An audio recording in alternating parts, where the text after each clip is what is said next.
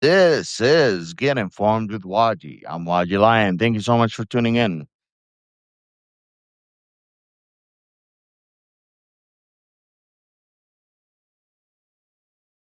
See what we have here. Questions.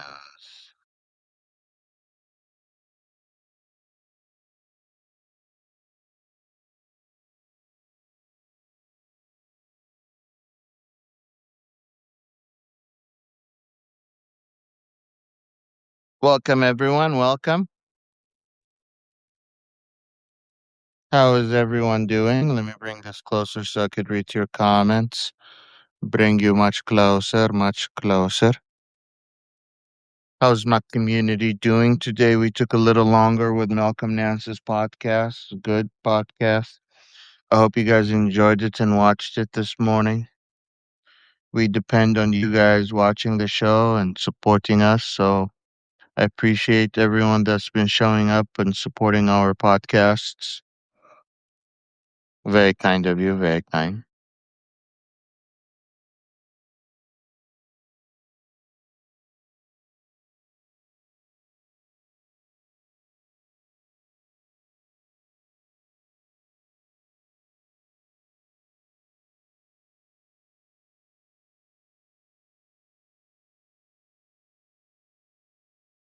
Also, it is last call for with the Pride T-shirt for anyone that's been wanting to get some Pride T-shirts for Pride Month with the channels podcast. Let me merch. Let me get that link for the merch for you guys and put it in the group chat so you guys can have access to it.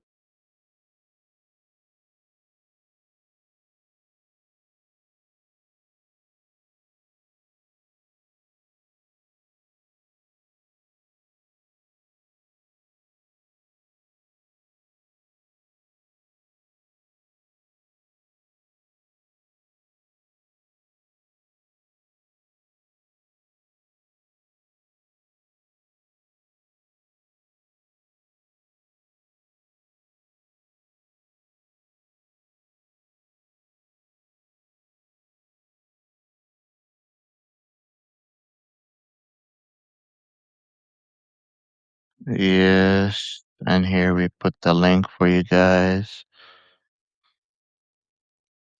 And I send you it to everyone. Here you go. I know we've talked about this before, but I'm a little confused. We say the US and Israel are decoupling.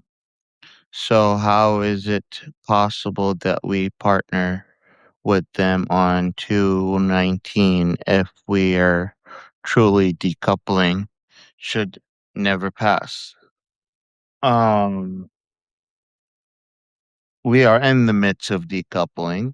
We are in the midst of our first actual friction with Israel.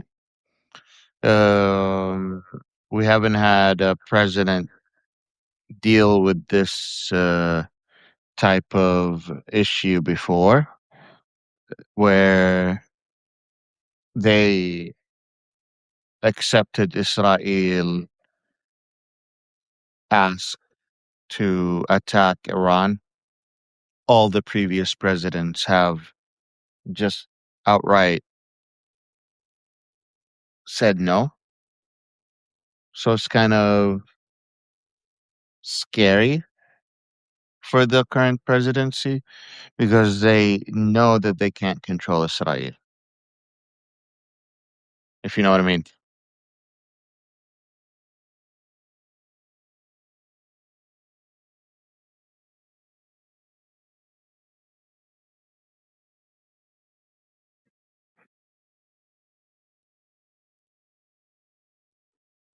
So the stock market manipulation continues. It depends on who you ask, but yes. Will Israel comply with what Trump wants? I doubt it. I doubt Israel will comply. Why would they comply? Netanyahu is currently facing protests from two groups. One group is calling him out to be a loser, calling him out not to be able to meet his promises of a decisive win. And you have the Orthodox Jews also coming out in thousands and protesting Netanyahu because he wants them to start serving in the military. And in Israel, if you're an Orthodox and you are pursuing your religious studies, you're exempt from serving in the military. And yet, the same group is the one that's asking the government, Israeli government, to continue the war. A little interesting situation that we have there.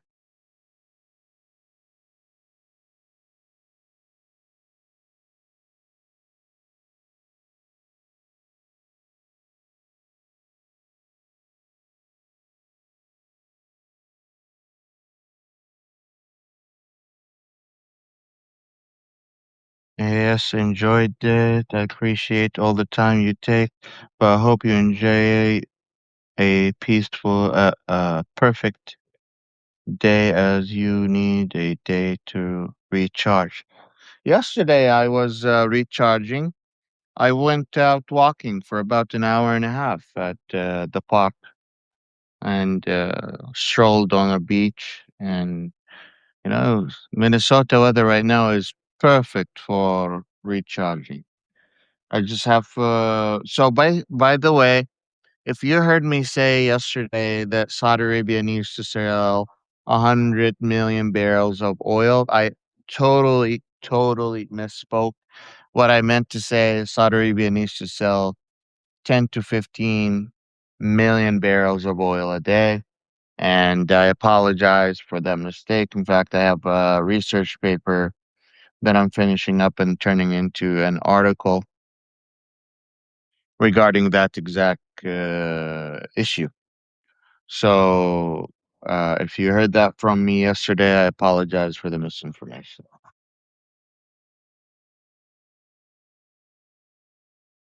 Check my direct message, please, about collaboration with Daisy Chen. I saw it. I need to reach out to them. I'm already. The reason I haven't reached out to them yet is because I'm currently trying to figure out another collaboration with a grassroots organizer that is teaching people how to become grassroots organizers. But she is on my to-do list. They are on my to-do list, and I will reach out to them soon. Why did they include Lebanon in the MOU? Did Iran do that knowing Israel wouldn't comply? No. Iran, you can think about Iran supreme leader as a pope, and the Shi'i people, the Shi'i community follow that pope. And that pope is responsible for protecting his own people, including the people in Lebanon. And Lebanon has a large Shi'i community. And Israel, when they invaded south of Lebanon, they took mostly territories owned by the Shi'i people. And they're mostly killing a lot of people in Lebanon, but they're mostly targeting people from the Shi'i community. So, giving all of that is important for Iran to end the conflict inside of Lebanon. And when that war started, it also started in Lebanon.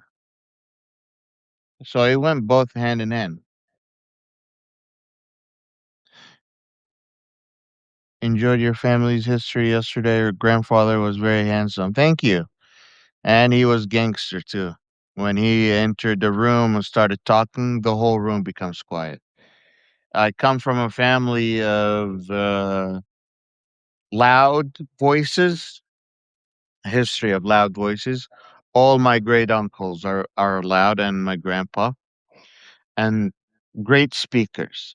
They all know how to speak and control a room. So my grandpa would be invited anywhere, wedding or funeral, and people are hanging out in a big room, hundreds and hundreds of people. And all of a sudden, you can hear like a pin drop in the room because my grandpa is giving story time. And when he gives story time, everyone is interested because he knows so much details. He knows way more. He knows about tribal families. He knows about tribal history. He knows about tribal conflict. He knows, uh, so yeah, I come from, and people used to come to my grandpa so he could write them poems. And in Arabia, to achieve certain goals, you have to talk to certain people in power, whether they're judges, princes, and what so on and so forth. And my grandpa was a poet. So they would come to him, and usually when you want to ask something nicely from a prince or a judge in Arabia, like the old days, you would write a poem. You'd write a poem explaining your situation and kindly asking for whether forgiveness or help or whatever it is. So they would come to him and they would explain the situation. Oh, I am such and such, and I am going through such and such, and I'm going to see the judge such and such. With all kindness, please write me a poem about the situation. And my grandpa would set up his tea. He would have a huge teapot ready on the side with mint, tea, fresh mint. And then he would set up his old school hookah. The old school hookah is aged black tobacco tart. You smell it, it doesn't smell nice. It's not your usual hookah fruity smelly thing. Even if you're a seasoned smoker and you take a hit, you might go to the hospital 5 minutes later. This is for serious smokers. It's called jrak. The tobacco is aged and tart and thick and gives you amount of nicotine, hits the mood. So my grandpa would set up the equipment, take his hit, take a sip of tea, and then the inspiration comes and he would write. He was also a calligraphist. He would write calligraphy with both hands, I see. With both hands, he would write calligraphy. So yeah, I came from a very interesting family. Very interesting. Israel,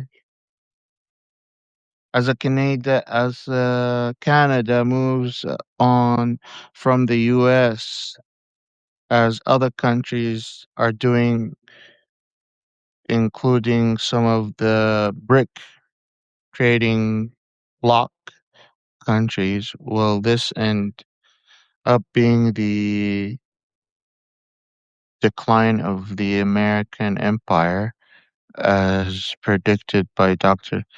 I don't know about Dr. Richard Wolf, but this is coming to a decline for the U.S. economy. Indeed, the U.S. petrodollar is coming to an end. Yesterday, I mentioned Crown Prince Mohammed bin Salman, the strongest person between the Arab countries, the strongest country between all Arab nations, was invited to the G Summit 3 years in a row, and 3 years in a row, he declined to go. Yet, he went to BRICS. The, the BRIC bloc is formed with people that don't demand side shit that the Saudis don't like. There's no human rights court. There is no liberal bullshit that they don't. There is no Obama. There is no Biden. There's no Trump. They get to hang out with Putin, shake hands, talk about abusing other people, talking about how to take advantage of the global economy. That's exactly what the Saudis want. The Saudis want to do business to business and finish it. They don't want your extra demands. They don't want your extra, you should do this humanitarian thing and you should allow freedom of speech and you should. The Saudis don't want your bullshit. So, also, other countries who don't care about human rights, they don't care about that bullshit. They just want to get their business done and they want to get going.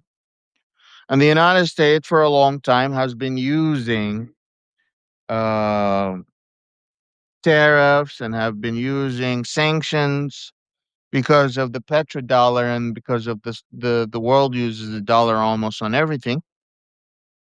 But the more we said that before, the more the US uses these tools, the more likely that other countries will step away from US petrodollar.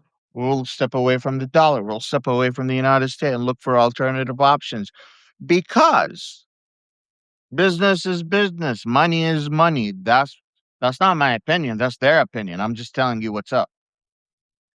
I'm not agreeing with them. I'm just telling you why they would do something like that. So the reality of the situation, you have countries that just want to make ends meet and make money, and the United States, uh, uses their pressure on this and that, and that's just not good for business on the long run. So they look for options. And now this war have made this whole process on a steroids. All of what you're seeing now will be on steroids. Everything will be expedited. Everyone is now like looking to step away from the dollar. China, China as a country has been investing trillions of dollars into third world countries and investing it into creating their rebuilding the silk pipeline, the silk trade line, that the ancient silk trade line. They're investing trillions of dollars to build their own strategic ports, to invest in other countries' infrastructure so their business can keep going. Meanwhile, the United States is causing wars and is going causing destruction. Is there's China is coming out as the good guy for a lot of countries.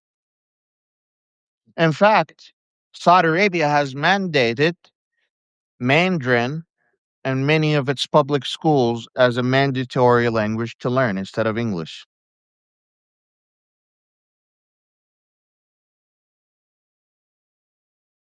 你好，你好吗？我来自沙特阿拉伯啊。Hello, how are you? I am from Saudi Arabia.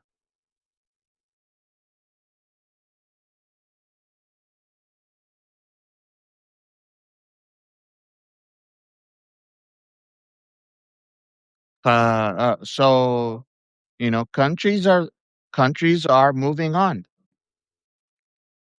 They're looking for what's next. They're looking for their best interests. And the United States, because it has not been investing in its next generation, because it has not been investing in its infrastructure, because it has been derailed, and instead of focusing on its economy, it's been focused on going to war and focusing on building a military infrastructure and feeding everyone that is filthy rich. All we do is go to war that we cannot afford. And when we go to war that we cannot afford, we borrow money that we don't have from countries that are considered adversaries, like China.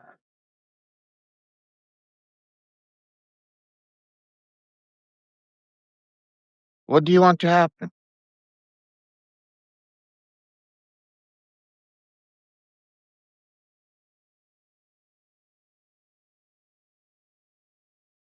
This is just not a good thing.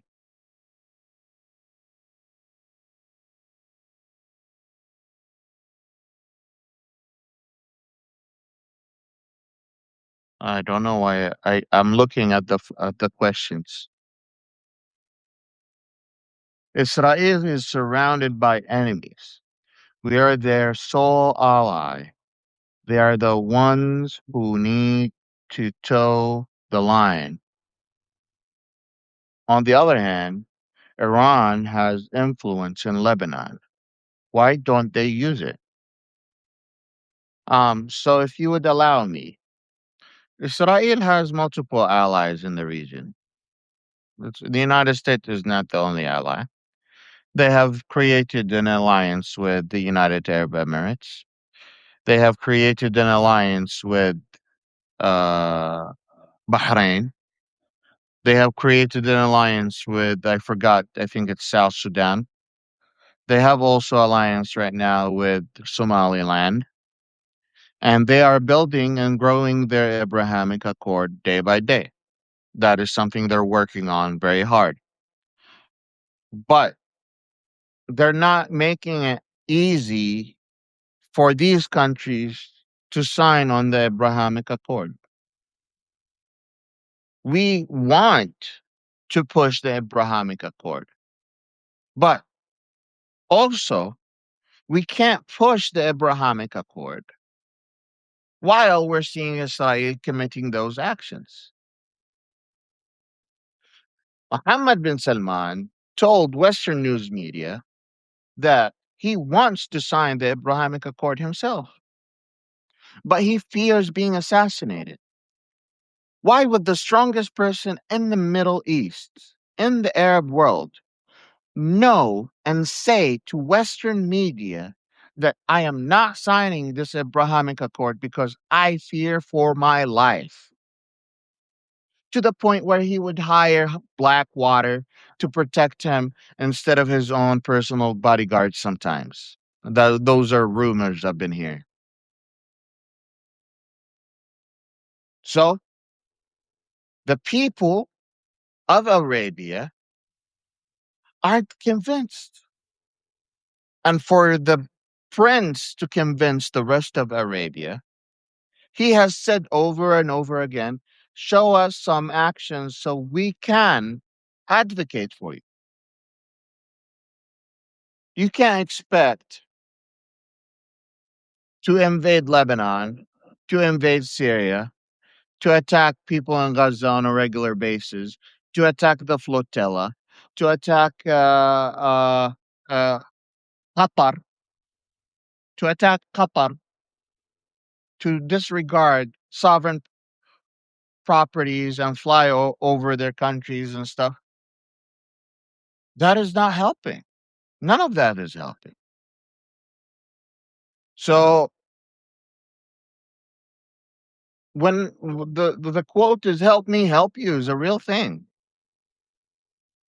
Like Israeli government military strategy is for every Israeli killed, we killed 10 or 100. I forgot the number. I don't want to give you the wrong number, but for every Israeli killed, we kill 10 or 100. And for people who teach peace negotiations and conflict resolution, anyone that tells you an eye for an eye, the response is so everyone's going to be blind. If an eye for an eye is going to result in everyone being blind, then what's the point? The Israeli whole strategy is escalation. They don't have a strategy of de escalation. And for them to achieve an Abrahamic Accord in the region, they need to piece some sort of de escalation strategy within their military.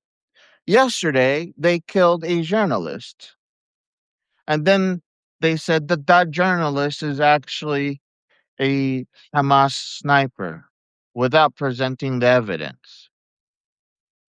And then they killed a Lebanese ecologist, well known for her work, for saving turtles, for taking care of the environment. Her house is bright orange, the one that you see so you know not to miss the house.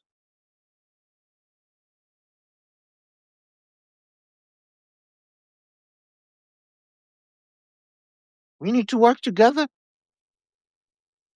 We want peace in the Middle East. We want Israelis to feel safe, but we also want to be safe. It's not okay. One person wants to be safe, making everyone else is safe. I hope that makes sense.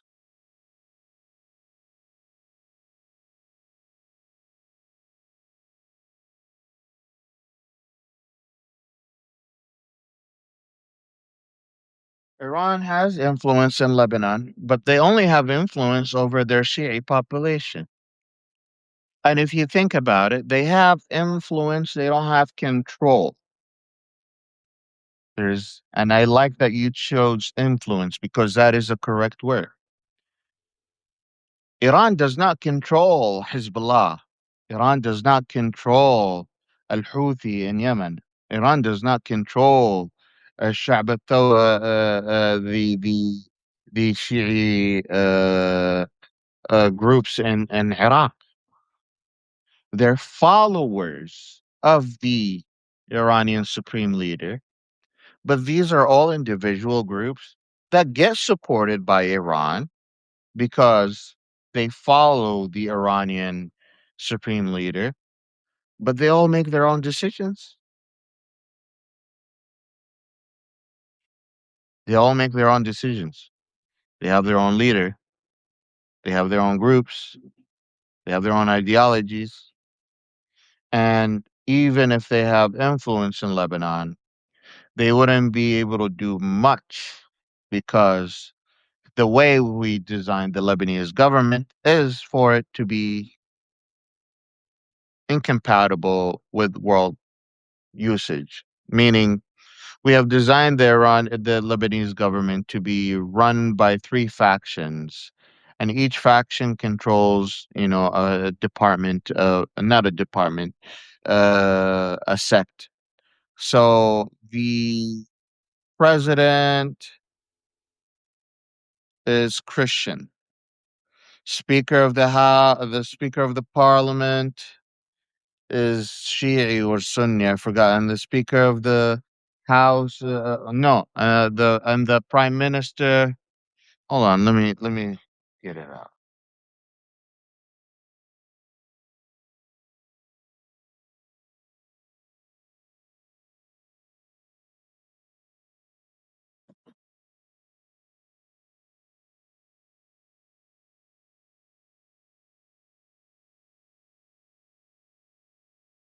How is the Iranian Lebanese government divided?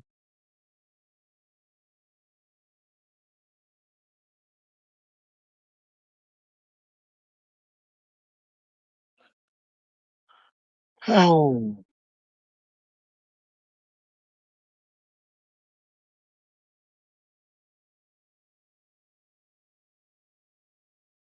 yeah. So the Prime Minister is Sunni. The Speaker of the Parliament is Shi'i, and the president is a Christian.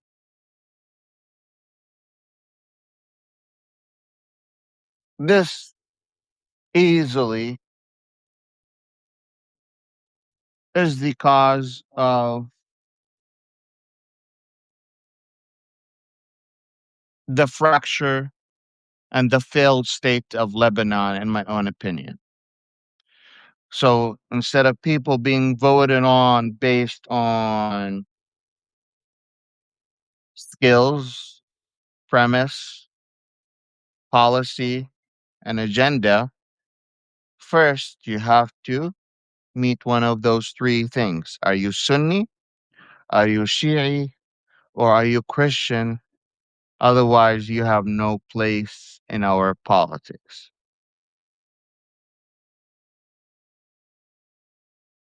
that actively makes Lebanon a failed state. And that was the doing of the French imperialist government. So, how do you even want Iran to control that? And the funny thing is that in Lebanon, it's not only the Iranians.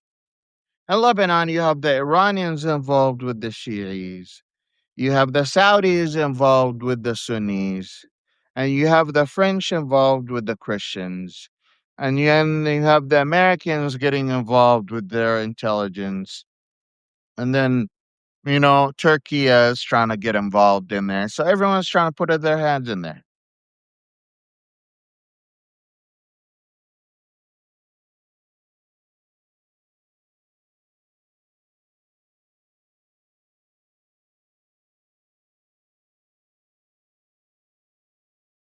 Will the Israeli ever move back from religious to secular elements leadership? You know, I don't remember a time where Israel was secular. If I'm being honest, I'm against any religious state. I'm against Saudi Arabia because it has Sharia as its as its national laws. And Sharia is not a book. You can't go out and buy a book called Sharia law. There is nothing called that. Sharia is basically the fatwas and the rulings and what's in the Quran and what's in the Sunnah. And that is all ruled by judges that tell Muslims how to guide themselves to the path of going to heaven. And somehow Saudi Arabia decided to make that the law of the land. That's why Saudi Arabia is so behind when it comes to business laws.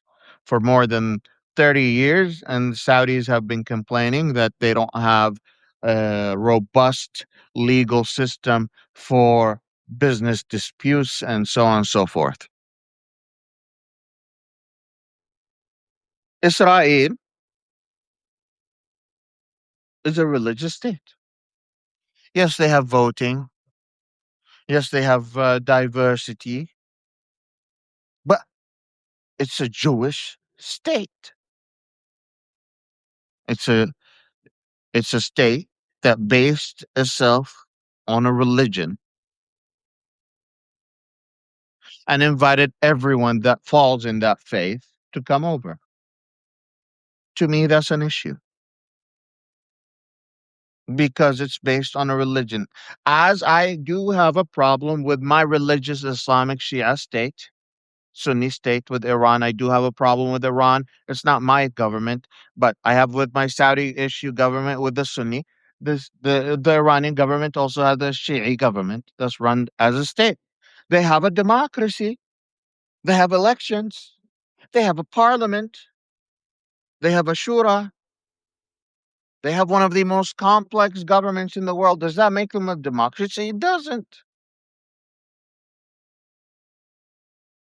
It doesn't make them a democracy. So Israel is implementing Jewish laws on everyone, having their own elections, allowing people from different faith to run for that election, yes. But the end of the day, it's a Jewish state. It runs with Jewish laws. Now, if they came out and they said we have separation of religion and state, and this is not a Jewish state, and everyone is welcome, now the conversation is different. Let's be honest. Let's be honest. Are you okay with theocracy? Or are you not okay with theocracy? It's one or the other. Why are you okay with this one and not okay with that one?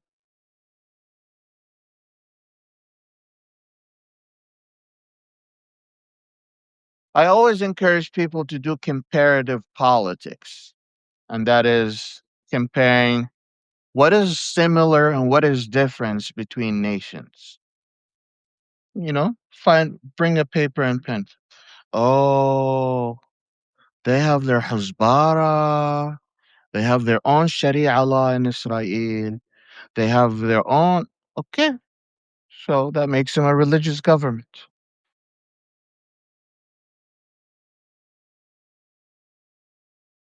So I don't think they're moving their religious secularism anytime soon.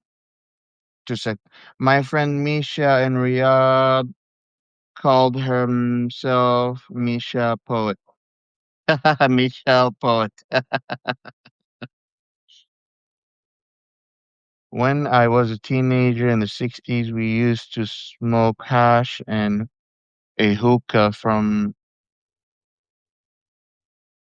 Marrakesh. Marrakesh produced some of the best hash in the Middle East. And they have something called Anthony Bourdain, one of my favorite people. And I think he was a big loss to humanity. Um, I love Anthony Bourdain because he, even though he was just a chef, he was able to show the humanity in all people by sitting down and having a meal and doing one of the most human things possible, getting to know someone over a meal and talking about everyday politics and talking about everyday personalities. He was in Gaza, where he had maqluba with people in Gaza that were lost their homes couple times. And I thought that was a beautiful episode. That was before the war. Of course, he died years ago. Um, and that was a very cool episode, in my own opinion. I don't think I've seen a chef decide, other than the Spaniard chef that with the World Food Kitchen, but that decided to go, a renowned world chef, to go inside Gaza and meet with the people and just have a meal and get to know them and cook the meal with them and have, a human interaction where you break all these ice and wall barriers. To me, that was beautiful. So he had an episode where he was in Morocco, and when he was in Morocco, he met these young guys, and he learned few things.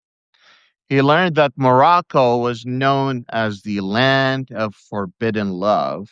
I think that was one of his episodes, or maybe it was someone else.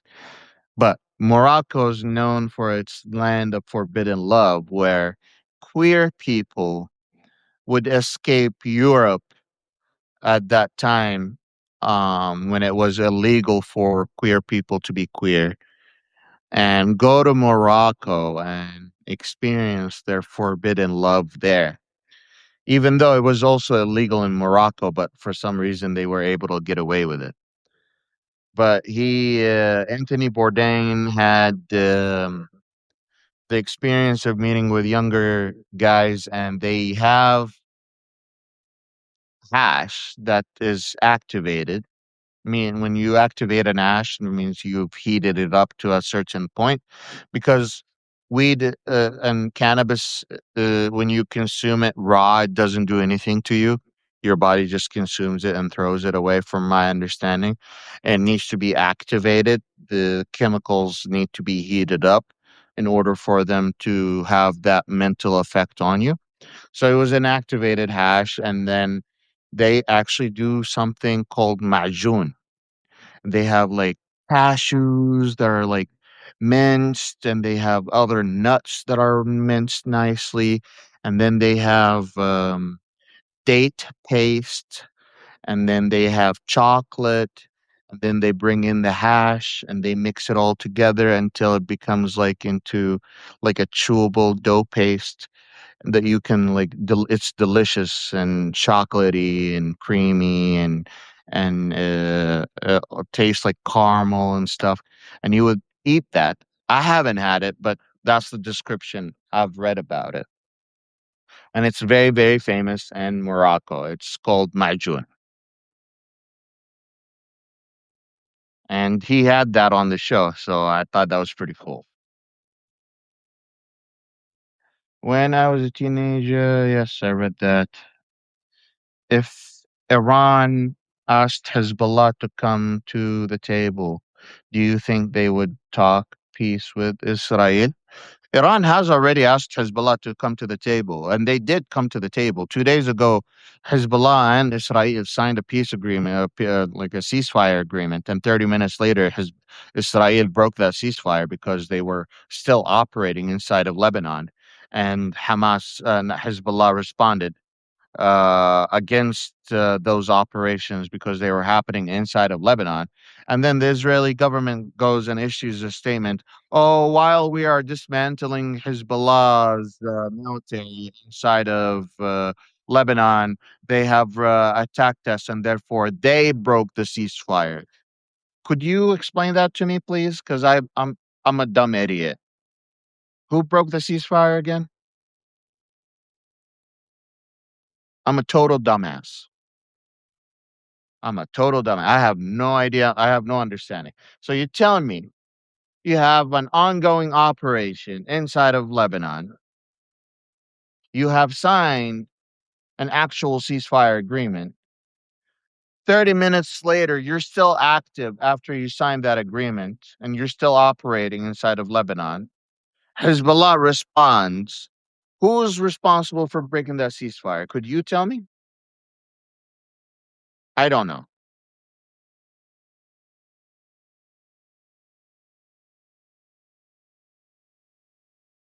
Someone says they were they were looking for an excuse.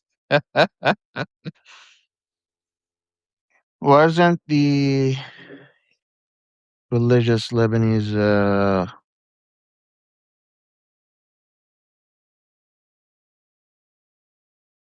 wasn't the ethno-religious Lebanese appointment a post Civil War measure? It was post Civil War measure done by the French, but from talking to my grandma when I was a child about this, what I understood was those were divisions that were created by the French inside of Lebanon. And while they were while the French was the imperial power there, that they caused these divisions, and essentially that civil war happened because of a power vacuum, from my understanding, from my childhood. I need to go back and don't quote me on this, okay? I need to go and look it up. But from my understanding, it was a division designed by the French, and the civil war happened because of the French. And then the ones that set up the way the Lebanese government is currently designed is the French again. And this is exactly what's wrong with Orientalism and the ideology of Orientalism by Edward Said, where Europeans think that they understand the Middle East and the solutions for the Middle East better than anyone else, and that their solutions are scientific and measured and will solve the Middle East problems. And they come up with simple solutions to complicated issues, and instead of actually solving the problem, they end up making it more complicated. Years, few decades after that, we have a failed state currently in Lebanon. Lebanon went from the French state, the Paris of the Arab world, to becoming a failed country that has trash all over the streets, with no with where Hezbollah gets a Hezbollah soldier gets paid like 10 times more a Lebanese soldier. Huge difference. Why would you want to be in the Lebanese military if Hezbollah is paying you 10 times more?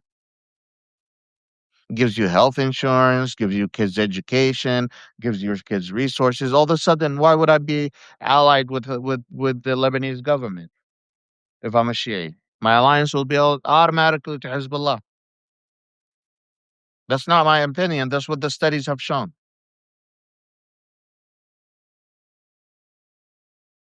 The early kibbutz movement was almost exclusively socialist, secular. Professor, much of the founding leadership was from there. The hurriedly set aside was intended to be a SLP. Would you elaborate, Crab? I think that you might summarize a little bit, which is okay.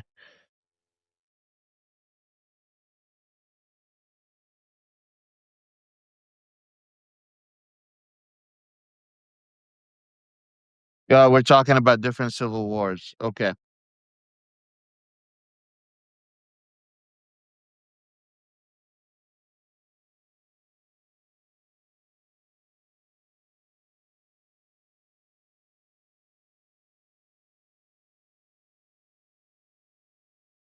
Anyways, guys, if you guys have any questions, please come to my live chat and you can write me questions on there.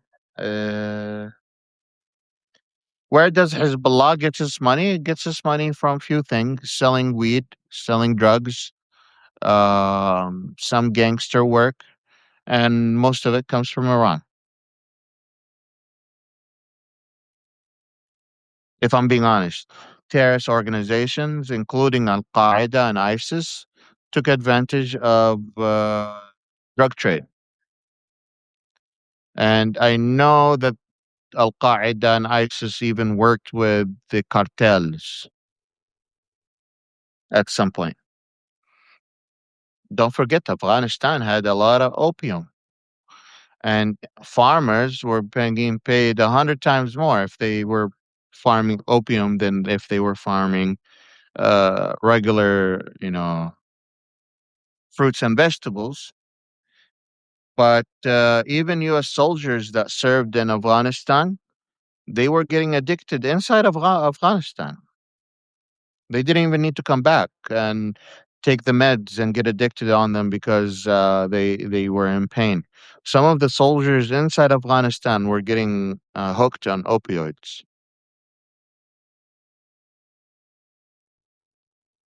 Mario, I think religious laws are generally. See if I have any other questions for me here. I smoked opium back in the day. Holy shit. I've never partake in opium, thank goodness.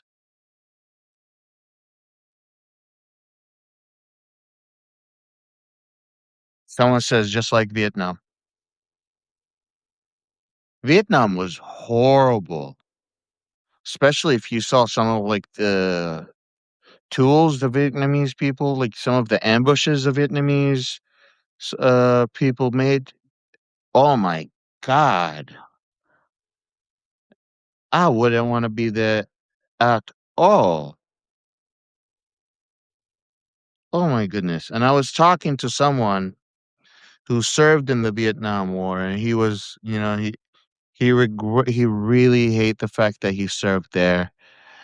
He's in a wheelchair because of it. He can't walk much. He has screws that comes outside of his feet until now. Since the Vietnam War ended till now, he has like things coming out and stuff. It's really sucks. But he was telling me that in Vietnam War, some U.S. soldiers would like cut ears and collect them as trophies and stuff like that. And I thought that was fucking crazy. But war would do that to you. Someone's wearing my swag. I dig it. Otis, thank you so much for wearing the swag. Appreciate it. If you don't know, we're still selling these t-shirts and we have more t-shirts being designed. The next t-shirt that's being designed is actually about the class war versus the culture war. So it's going to be two-sided t-shirts, one that explains the situation. I'm working with the designers. They gave me something last week. I thought it was a good start, but it did not really convey the story in a cohesive manner. So I asked them to change a lot of things about it, and we're working on getting a T-shirt that basically have everything that we've been talking about. So the message gets across. I think the class war versus culture war is very, very important conversation.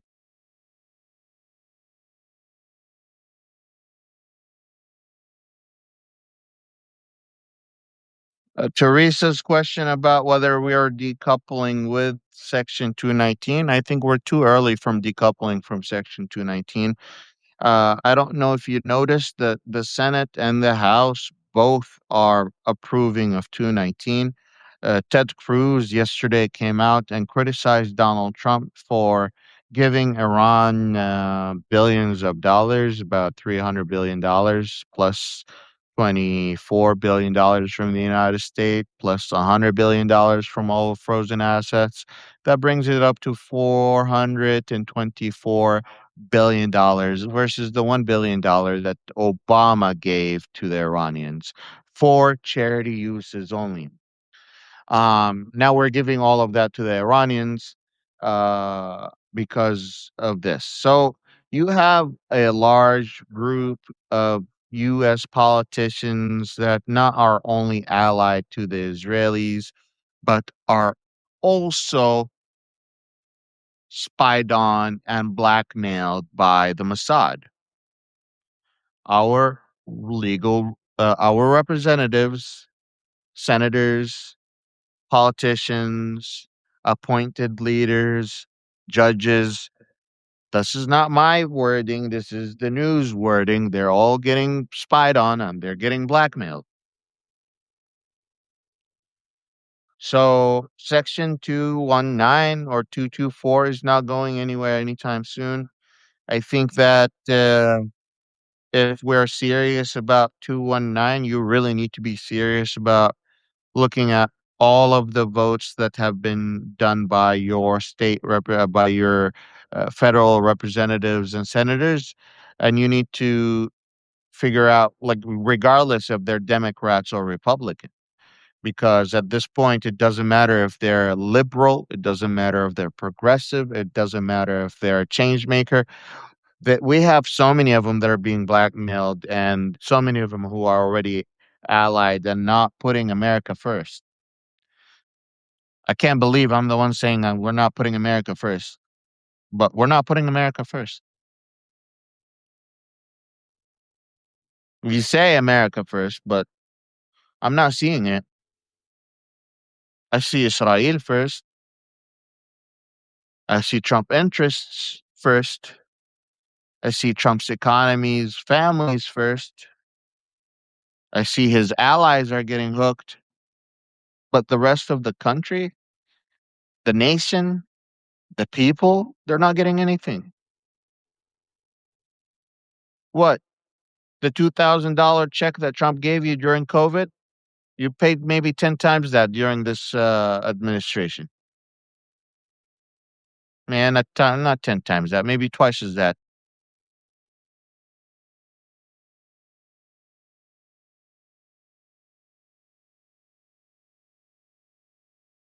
Someone says, whoa, Ted Cruz did not say a peep to Trump when Trump insulted his dad and his wife, but he spoke against Trump on Israel and Iran. Yes, Ted Cruz gets hundreds of thousands of dollars donated by APAC to his campaign every year. Don't be surprised. And I think APAC needs to be registered as a foreign lobby. They shouldn't be donating to any political action groups.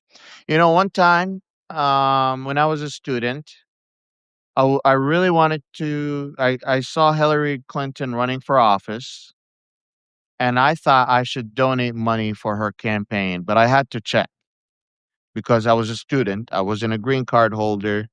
I wasn't a permanent resident. I don't have my citizenship, right? I don't have asylum in the United States. So I had to check whether I'm allowed to donate money to a political campaign. I found out I'm not allowed to. I found out I didn't. That donation actually, I made the donation, then I called them back and I told them that I'm not a US citizen. They immediately give me a refund. The same moment when they found out that I'm not a US citizen. The campaign did not wait a second. They don't want your money if you're not a US citizen. If you are if you are a foreign party donating into the US election, that is illegal.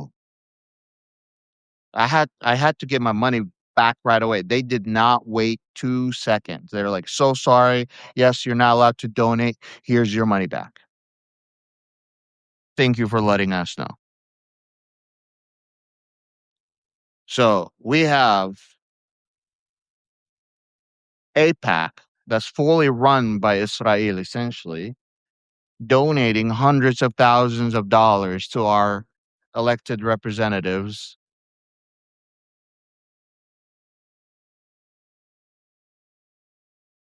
You just can't donate. I was just inspired. I was like, "Oh, this is the first woman that's gonna be president in the United States. Maybe I should donate." My stupid ass was so excited. I'm glad I got I'm glad I checked it out. I'm glad I called, and I'm glad I got my refund, but that I learned something. So when I see foreign lobbies doing that on a yearly basis, it's shocking. On all I was donating was $50, $100. I wasn't donating much, like versus 100,000, 200,000, half a million, depending on who you are. From these donations are fucking crazy.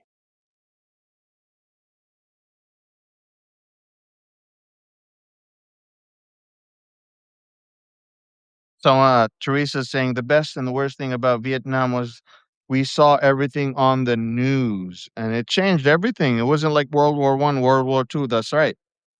And even worse, we saw everything even more during the Iraq War, and even more and more during the Israeli Gaza war, and even now more during the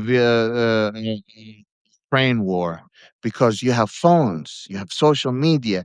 People are living the experience with the eyes and the ears of the people on the ground. You don't need to be a licensed journalist. You don't need to go to school anymore. All you need is to have a phone and well spoken and be able to go to scene and cover their situation. And all of a sudden, people are seeing what you're seeing and hearing what you're hearing, and they're like, "Oh shit." For the first time, I see what it is like to be a Palestinian. For the first time, I see what it's like to be a Lebanese. For the first time, I see what it's like to be a Ukrainian. You couldn't do any of that. And if you could, at that time, you could only see your side of the view because you would watch it in your own language on your television. You don't live in another country. You don't speak another language. So you're limited.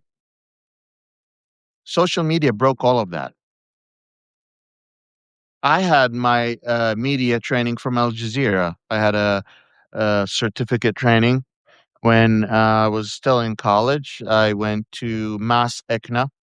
My dad was helping run a Muslim national conference. It's one of the largest Muslim conference in the United States. It's in Chicago. It happens every winter. And Al Jazeera was giving a media training, and I got trained by one of the best award-winning documentary makers in Al Jazeera's history. In fact, if you watched the um, Arab Spring and the fall of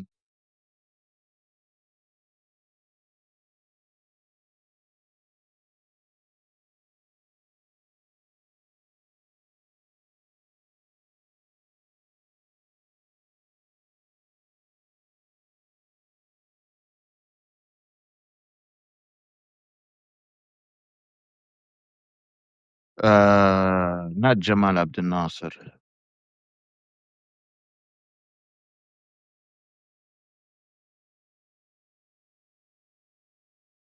not Morsi. Mubarak. Hosni Mubarak. Hosni Mubarak was the president at the time, and he was being protested, and no one had access to what's happening in Egypt. So they sent Muntasir Mar'i, the person who trained me, and he was on top the Maidan, the roundabout where everyone was gathering. No one had access to that, so he had to have his own resources from Al Jazeera with a satellite plate, a small satellite plate that connects directly to a camera, not so good camera, just a basic camera. And that camera takes that live stream to the satellite because internet was disconnected at the time. And Google was trying to help the protesters by providing some way of the internet somehow through the satellite using their own satellite uh, to help the Egyptians have access to the internet. So there was no internet. People couldn't take videos and publish it as easy. So he was on top a pharmacy, a tiny pharmacy that like that umbrella that you have. So he climbed on top of that umbrella on top of the for that pharmacy that like gives shade and got on top and set up the camera, and that's how we all saw the the the Arab Spring in Egypt. So that was the person who trained me on you know f- taking videos and filming on. And in his training, and this was back in 2012, 2013, he was saying that social media is going to be the death of our news because we will be able to see things for the first time from the people's view. They don't have to wait for me. They don't have to wait for any other journalist to break it to them. They can break it themselves. They can share it themselves. People can experience it themselves. So we knew the importance and the power of social media all the way since 2012, 2013. We understood the power that it has. Now we're seeing it play in full effect where you're living that experience. Next time, people will start having those cameras that are 360, and people will start wearing their VR instead of watching it on their phone. So you can look at all the corners and see what's happening and see if someone missed something that you can catch that they haven't caught. I could like that's what I could see in the future. People using VR to experience the same thing and they would be looking around, seeing if missiles are flying from somewhere else or whatever. That could be next. But yeah, social media made it easier for everyone to experience the world in a much realistic manner. I got Ron Kovic to come to my high school, born on 4th of July. That's pretty cool. Isn't Hezbollah an Iranian charity? Hezbollah was created because an invasion from Israel occurred in Lebanon. So they organized because of Israel invasion. And if Israel didn't invade, I don't think we would have had Hezbollah. But they do have their own charity. It's not just a charity because it's a whole organization that provides education. They provide healthcare. They provide even governmental services, like they pave the roadways, then they build infrastructure instead of the Lebanese government. So you could, and they're considered to be the most armed militia on the planet. That's not governmental. So, I mean, Hezbollah is almost its own independent government. If you were like being really honest about who they are, they can run their own government if they had the chance to. Like they would make their own Lebanon. They would call it South Lebanon, for example. They can run it all on their own.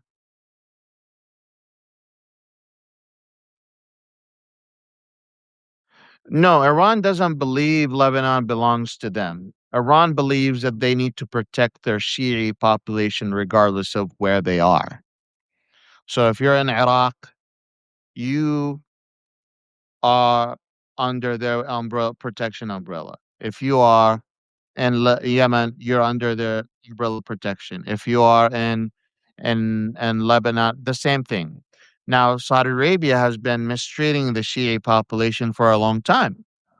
Gulf states have been mistreating the Shi'i population for a long time. And in fact, the oil in Arabia all comes from Shi'i ethnic population regions, but it's all owned by the Saudi government. And the Saudi government views the Shi'i population as infidels. In addition to that, they see them as potential agents to the Iranians, which is stupid because they're isolating the Shi'i population, making them more likely to turn against the Saudi government. So Iran still believes that they need to protect them. And part of the tension between the Saudi government and the Shi'i people is literally that. Part of the Saudi government and the Iranian government, sorry, is exactly how the Saudi government treats Shi'i people.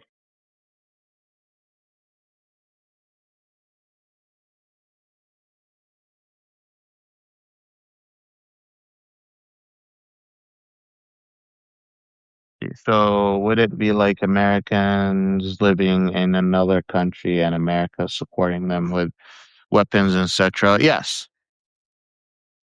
I think proxies, the word proxy, like delivers the message, but it doesn't convey the full picture. The full picture is that these groups are funded and supported by Iran, but they are independent. They're rational groups that have their own agenda, that have their own mission, that want to accomplish their own political, and they support Iran. But they also have a common enemy. Their common enemy is all Israel. So a lot of things go hand in hand. Good question. Wow, a lot of conversation happened here. I missed a lot of it. After all supporting agenda is called a donation, beside Hezbollah might as well throw Hama in there too. Yes, they're all receiving aid from Iran and they're receiving weapons and assistance and training. Houthis now, the Houthi militias now is considered to be a government essentially in Yemen. They get trained by the Russians. They get sent abroad. They receive equipment and weapon missiles and anything that you can imagine. So, like they're an ally. They work together. They get supported. They get funded. But yeah, they're all working together. There's nothing. I never said they're not working together. Again, and Iran, like they all depend on each other's for survival. So if Iran doesn't have these parties, they don't have as much power in the region, realistically. Without these tiny militias that are very hard to get rid of, Iran is asserting control over the region. They have control over the Strait of Hormuz. They can also have control over Bab al Mandab on the Red Sea. And additionally, they can have the Lebanese Hezbollah right on the borders of Israel, and they have the Iraqis. But now they have one issue. The Iranians used to you like they used to have control over Syria, and they lost a lot of the Arab world respect because they supported Bashar al-Assad, who was killing his own people. And the reason the Iranians were supporting Bashar al-Assad because he was a tool in their pawn, and they were using Syria to transport their weapons from Iran to Iraq, from Iraq to Syria, from Syria to Lebanon. And now that pipeline has somewhat died. But they were having their own networks. They were all connected, and they were working together. They have been causing a lot of headaches, and because of their strategy.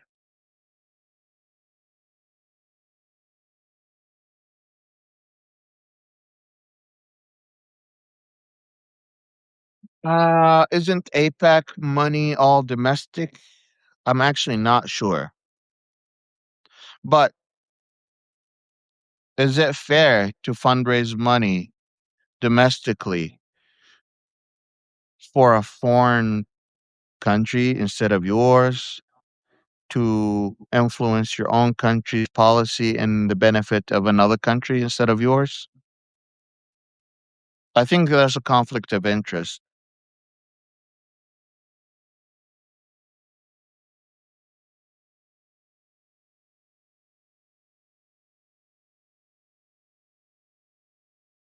Can I talk about the Mossad and the spying and blackmailing? It's simple. Mossad is a very well trained agency with networks all across the world, including the Middle East and the United States. They spy on their allies as much as they spy on their enemies, and they use coercion and force and blackmail in order to get what they need done, including US politicians. It's that simple. You probably want numbers, you want other stuff. I'll have to write an article about that. I don't have numbers, I don't have names or anything. I'm just repeating the news at this point, but I can write something about it. It's a good story to write.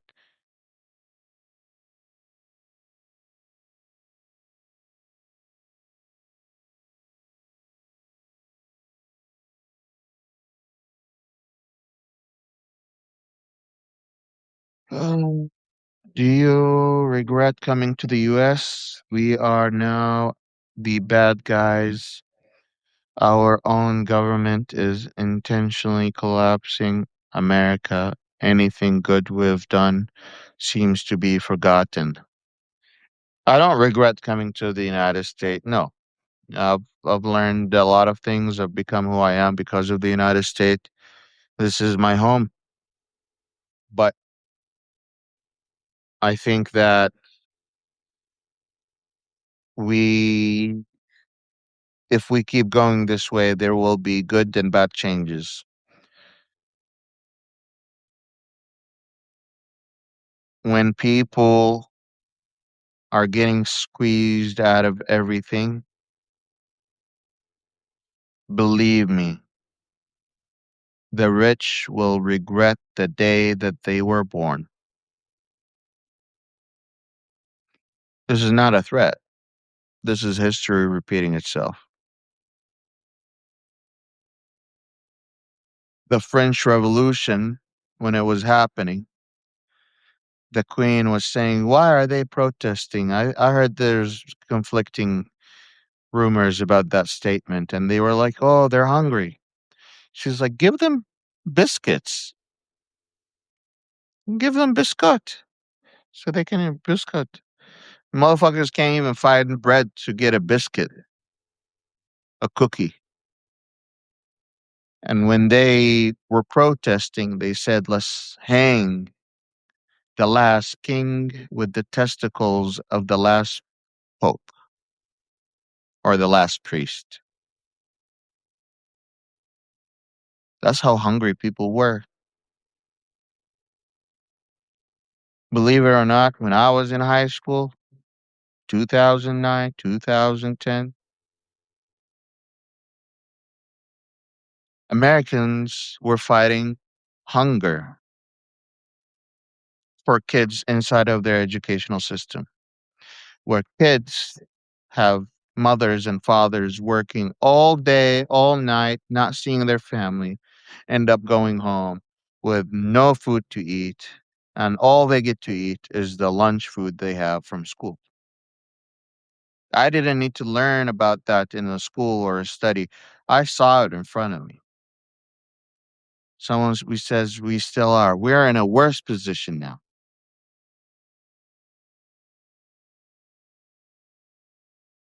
We are actually fighting hunger in a country that has abundance of resources.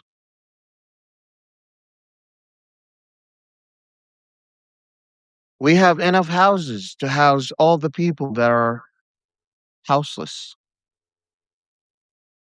We have enough space in this country to and money to take care of everyone. Yet we choose to spend our money on concentration camps to put immigrants in right now, to pay private companies to build and run prison system charging a premium on our taxes. We pay a lot more to kill someone than to have them in prison. And I think if we had rehab facilities that focused on embedding everyone rather than just putting them in a cell, our crime rate would be going down. This is not a study. This is not my opinion. That is what the studies have shown.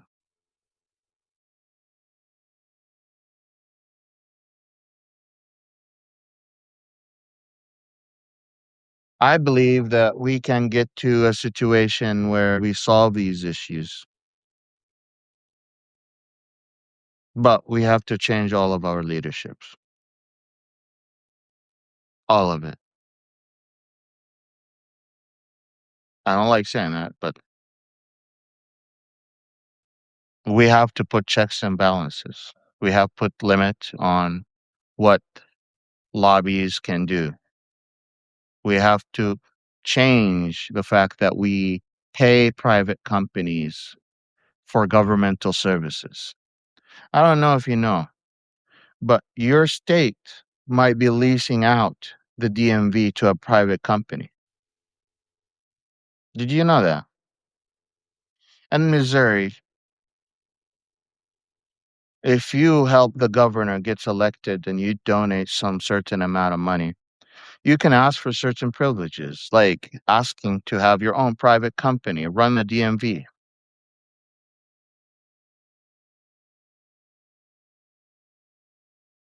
What is this? The government getting rid of its own services so they can give it away to private companies? That is not capitalism, by the way. That's just bullshit. That's just corruption. Look at your government. Look at what they're doing, state or federal or local. You are being undermined.